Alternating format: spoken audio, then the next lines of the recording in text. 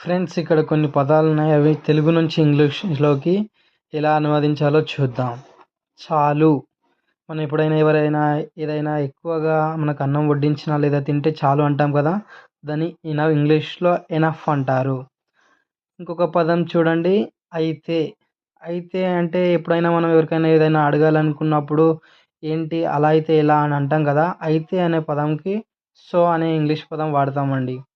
అలాగనే అయితే ఏంటి? అయితే ఏంటి అనే పదం కూడా మనం చాలా సందర్భాల్లో యూజ్ చేస్తాం. దానికి సో వాట్ అని ఇంగ్లీష్‌లో అంటాం. అలానా? ఏదైనా మనకు ఎవరైనా చెప్పినప్పుడు మనం ఆశ్చర్యానికి గురైనప్పుడు అలానా అంటాం కదా! దాన్ని ఇజ్ ఇట్ సో అని ఇంగ్లీష్‌లో అంటారు. తర్వాత రండి.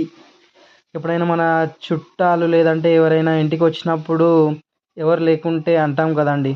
కమ్ లేటర్ అని ఇంగ్లీష్‌లో చెప్తాం. తరువాత